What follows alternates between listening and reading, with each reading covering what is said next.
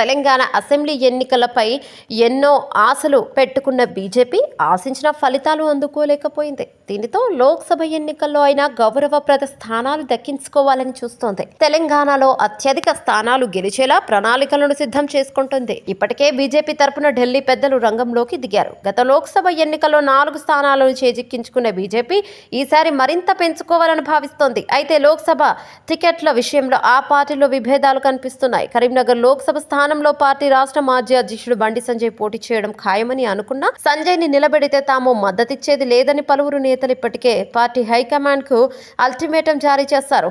అదే సమయంలో బండి మద్దతుదారులు బండి కాక పార్టీలో మరెవరికి పోటీ చేసే సత్తా ఉందని సవాల్ విసురుతున్నారు. అయితే బండి సంజయ్ కు టికెట్ ఇవ్వద్దంటూ కొందరు నాయకులు తీర్మానం చేసినట్లు కూడా ప్రచారం సాగుతోంది. సంజయ్ వ్యవహార శైలి కారణంగానే అసెంబ్లీ ఎన్నికలలో వెనుకబడ్డామని వారంటున్నారు. బండికి టికెట్ ఇస్తే సహకరించేది లేదని స్పష్టం చేస్తున్నారు. వీరిలో ఈటెల రాజేందర్ వర్గం నేతలున్నట్లు తెలుస్తుంది. ఈటెల వర్గం సహకరించకపోతే కరీంనగర్ పార్లమెంటు కైవసం చేసుకోవడం బీజేపీకి కష్టం. అందుకే ఈసారి కొత్త అభ్యర్థికి పోటీ చేసే అవకాశం దక్కనున్నట్లు తెలుస్తోంది.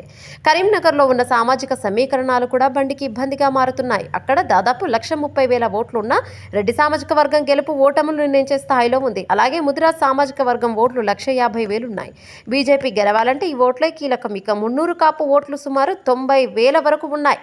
అలాగే ఎస్సీ ఓట్లు సుమారు 3.5 లక్షలు ఉన్నాయి. ఇక ఈటలతో బండికి ఉన్న విభేదాల కారణంగా ముదిరాజ్ సామాజిక వర్గ ఓట్లు బండికి పడటం కష్టం. దీనితో బండికి ఇబ్బందిగా మారింది. ఇక తనని ఇబ్బంది పెట్టిన ఈటలకి కూడా చెక్ పెట్టాలని బండి చూస్తున్నారు.